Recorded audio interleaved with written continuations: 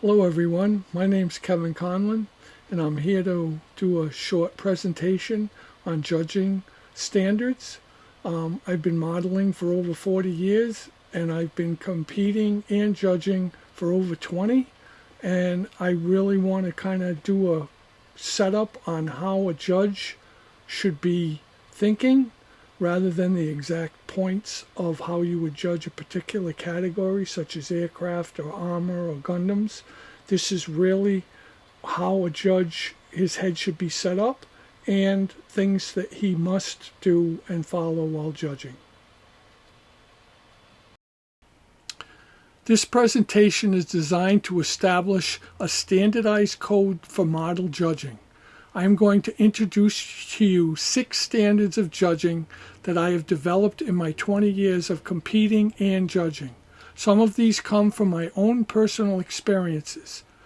I also want to create a working baseline that will apply to all model categories and ensure a consistent, fair, and non-biased judging standards for all Bay Colony Model Club judges.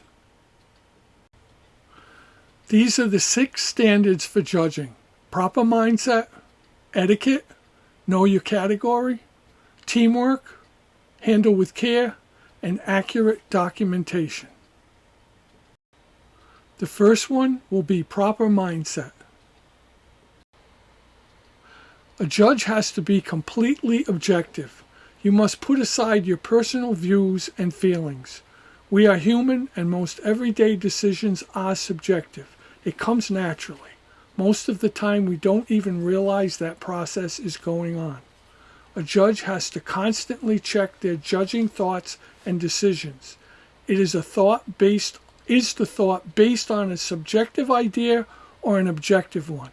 Whether the builder of the model you're looking at is a stranger, best friend, or someone you don't like, it has no bearing on your judging process. These feelings are subjective and have no place in your head while judging. The same applies to whether you like the model, dislike the model, or it's a topic you think is art and not a model, or a waste of your time. These again are subjective thoughts and must be put out of your mind. Again, subjective thoughts have no bearing in the judging process. You as a judge have a responsibility to give an unbiased evaluation of the model in front of you. That is your most important job, plain and simple. Another requirement of a judge is to look at each model carefully and read or look at any material that is provided with the model. Don't be a lazy judge. You must look at this material. Another mistake some judges make is they feel rushed and overwhelmed, that they don't have the time to look at and read this material. Calm down. Take a breath. You must take the time. Again, this is one of your responsibilities. A mistake a judge can make is to think they are an expert. They're overconfident. They pretty much know everything about the category they're judging. You are human. You don't know everything. Get over it. If you are not 100% sure about a decision you're making about the model you're judging, then you have to let it go and not hold it against the model. If you believe that this is crucial, then an easy solution is to get the model builder to explain what your question is. One of the 3 judges can go with the entrance name or entrance number to the announcer and have them alert the builder to go to their model. Take the time to ensure that every model was judged objectively and fairly. Another mistake a judge can make is to be a nitpicker, meaning they are judges that only look for mistakes. They are convinced if they found a mistake or mistakes, their job is done and the model is out of competition. Wrong. Yes, as a judge, one of your tasks is to find mistakes, but it is also your task to find points that are positive. Examples: no decals but painted markings, metal finishes that are very realistic, the theme of the model is unique or imaginative, the weathering is exquisite, difficult camouflage, scratch building. These are just few examples. Being a judge requires you to have a desire to see the positive and the negative in the model that you are looking at. Coming up with a proper and realistic evaluation of where that model stands in the competition. Color is another area that can fall into nitpicking. As judges, we are not the fashion police. Too many times a nitpicking judge will flaw a model because they felt the olive drab or the German gray was not the right shade. As long as the color is in the ballpark, it must not be held against the model. Another mistake is the model was not weathered. It looks too new. There is nothing in the rules that says a model has to be weathered. A properly weathered model would be viewed as more difficult, so it would get more credit than an unweathered model, but being unweathered would not remove it from competition. Some judges feel that some models are overweathered. Unless the weathering was applied incorrectly, you cannot hold the degree of weathering against the model. The wow factor now is another thing that I haven't talked about, is that sometimes there's such an incredible model that's put on the table. It might be large, it might be fancy. It really affects you, and you have to realize that when you're attracted to a model like that, you can't let that overwhelm you. You've got to calm down and realize that you have to do the same objective process in judging the model. This is a topic that most overlook. From my observations through the years as a competitor and judge, people are watching you. They even move near you while you're judging their model. You are being judged by the builder. They are watching and listening to your every word. When you are judging, you are a representative of the club. You must control your hand gestures, facial gestures, and what you say or how you say it. Some examples are thumbs down, or rolling your eyes, shaking your head in disgust, saying, "Oh my God, what is wrong with this guy? This person should not be modeling." Also, they might notice that you did not give their model the attention that you gave to the rest in the category. This might seem overwhelming, but just be aware of this and try to do your best.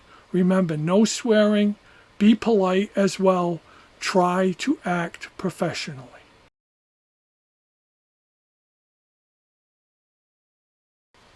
We encourage our judges to judge in the categories they build in. That being said, a judge may participate in a category they don't build in. It is unacceptable, however, for the entire team of judges to be inexperienced. There must be at least one experienced judge for each team. If you have a model in that particular category, you must excuse yourself and get a stand-in judge. If you are judging following IPMS standards, however, if you are using the point system or open system for judging, then you would just need someone to stand in for judging your model only. Every judge must remove any doubt of impropriety.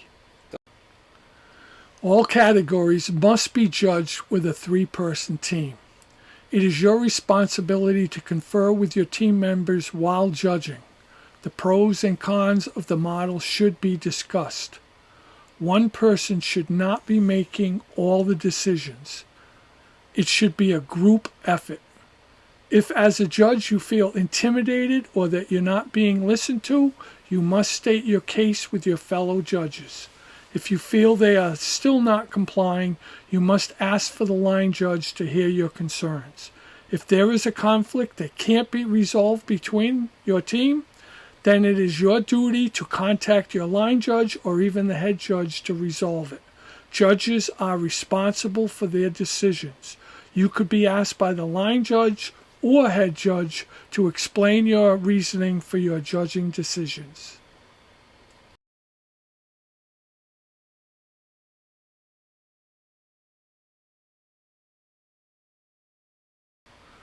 Models must be moved so they can be properly judged. One cannot judge a model unless it's right in front of you and can be churned for viewing on all sides. However, churning a model upside down is not recommended. It could be necessary in some instances, but only if it's absolutely necessary. You must, however, obey the wishes of the builder. If they have noted do not touch or not attached to base, do the best you can. God forbid the model gets broken while you are handling it, you must notify the entrant immediately. If you break it, you can't hold the damage you did against the model. Great effort should be taken to ensure that every model is looked at and properly judged. The judges must check all category numbers, entrance numbers, the name of the model, and the name of the model builder. Also, it is the job of the judges to ensure the paperwork of each entrant and judges' sheets are filled out properly. You must also check to see if the builder has multiple entries. If so, the team must decide which is the best of the entrance models to compete in that category.